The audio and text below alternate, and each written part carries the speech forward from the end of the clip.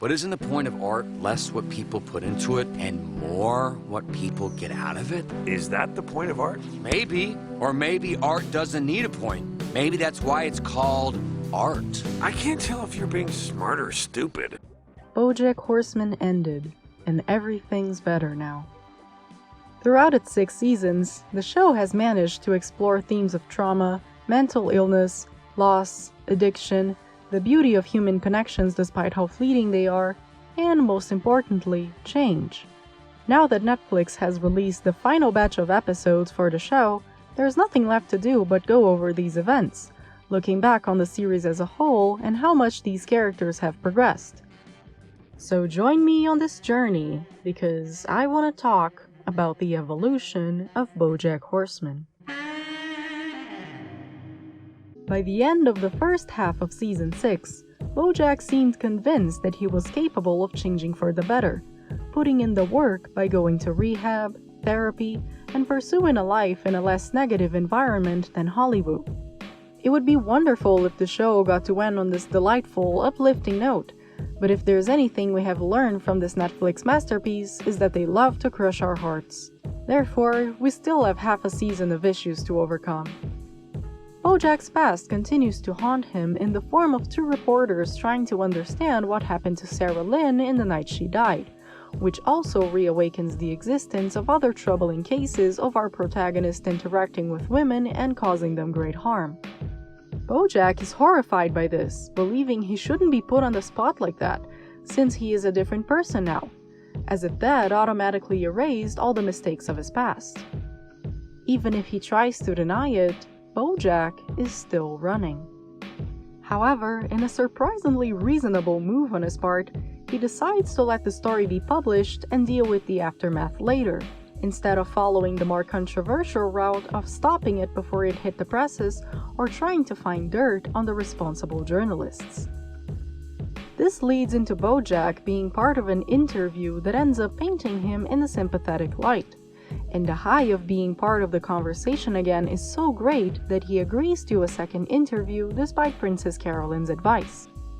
It takes 2 interviews, a lot of digging and research, and hard-hitting questions to finally make Bojack admit the truth, that he cannot outrun his past and must live with the fact that the terrible things he has done are an inherent part of who he is.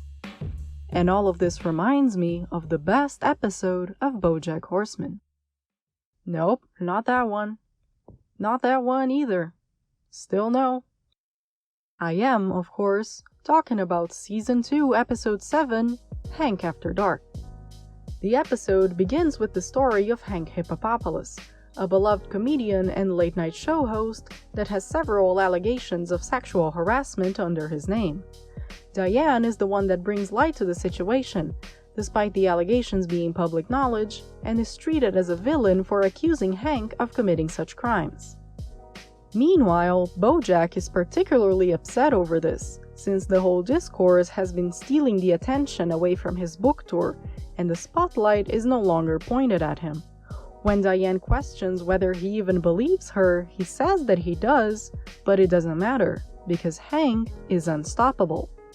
You don't actually believe Hank's innocent, do you? Of course not, but that doesn't matter. You're not gonna beat this guy. This is proven to be true as the media continues to attack Diane, offering no safe platform to the women that have been wronged and giving Hank all the space and forgiveness instead, because he's Hank Hippopopoulos and everyone loves him.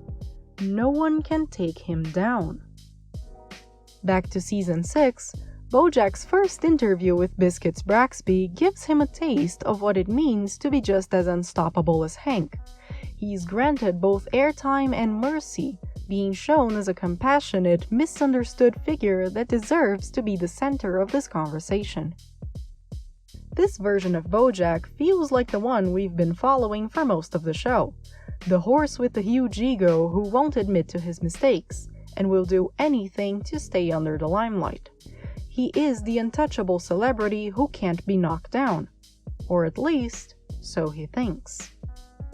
While the first interview has Bojack following down the same path as Hank in Season 2, the second interview takes us to a completely different level. Instead of presenting a watered-down, overly sympathetic version of the facts, Brexby uses her platform to actively question Bojack's behavior, painting the picture of a man who constantly uses his position of power to take advantage of the women in his life. Here, we are presented with an idea that would never have worked on Season 2, the notion that a male celebrity that powerful could be knocked down. And the difference between Bojack's character from Seasons 2 and 6 is that here, Bojack finally admits that he is not unstoppable.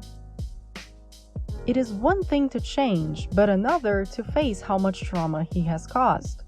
If the first half of the season showed us that Bojack had finally stopped running, the second half portrays what happens when his past catches up to him. As the nation turns against him, Bojack begins to truly suffer for what he has done. He is ostracized by both regular citizens and the members of his support group, his financial stability is questioned, his legacy on Horse and Around is erased, he begins to relapse and even ends up going to jail. For a horse who had lived a life pretty much free of consequences, this is a major blow. And yet, despite Bojack finally having to pay for his actions, there is still a side of the story we never get to have closure on: the women he has ruined. Back in Hank After Dark, Diane tries to get into contact with the women that had spoken against the celebrity, in an attempt to put a good case together. Still, none of them came forward, and the one lead she had turned out to be a trap. In Season 6, we get a more in-depth insight on why that is. Penny Carson, for instance, was sought after during the hunt for the truth about Sarah Lynn, but didn't get deeply involved because it would just reawaken the trauma she's been working so hard to get under control, and her mother was terrified of what would happen to her daughter if she became a public figure. Gina, on the other hand, is seen for the first half of Season 6, but is never heard from again after Bojack's story comes to light, despite having enough reasons to bring him down if she wanted to. The harm she has suffered damages her capacity to work and progress in the industry, and yet she still refuses to come forward out of fear that this will be the one thing that defines her, despite how much it affects her actual life. Bojack's story was never really just about him, even though he'd probably wish it was. This is a show about the connections we make just as much as the bridges we burn. The fact that Bojack never attempted to seek out these women after his full story came to light shows that they were never a priority in his mind, even after he realizes his full guilt. As much as he has changed, he still hasn't realized the full influence he has, or what he could use it for. In his mind, there was only ever room for himself, which might be why he ends up so alone in the end.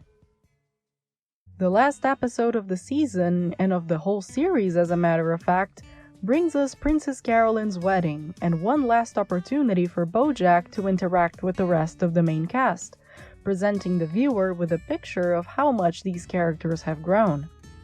Todd, who started off with no home, no direction in life, and no connections besides the horse on whose couch he slept, now has made amends with his family, has fully accepted himself for who he is, has a job, a house, and a relationship. Not that these things represent stability or perfection by themselves, but the fact that Todd has come this far is noteworthy to say the least. Mr. Peanut Butter continues to be the same positive, happy-go-lucky dog we've always known him for, but he's learning to be less codependent and enjoy his own life without the need to impress anyone else.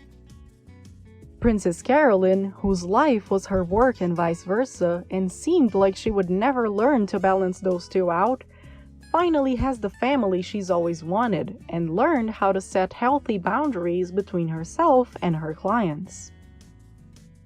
Diane, who has spent so many years being miserable, constantly worrying about the problems of the world and other people, was able to realize how much her old life actually harmed her, and now gets to spend her days doing something she loves for a living, in a relationship with someone she trusts, far, far away from the mess that Hollywood is to her. And this series, which began with the connection between Bojack and Diane as they first met, ends with them parting ways. The lives of all these characters will go on, even if we are no longer there to follow them, but the window in their existence that we got to experience was unlike any other. Bojack Horseman ended, and everything is better now. Not because it ended, but because we got to see it at all. Thank you for watching. Well, hello there, and thank you for watching this video. If you have enjoyed the video, you can do those cool things such as clicking the like button, subscribing to the channel, and clicking the notification bell, as well as following me on Twitter. Feel free to leave a comment down below, especially if it is about how great the Bojack Horseman series was. Thank you so much for watching. I really appreciate all of your support and patience. I will see you on my next video. Bye!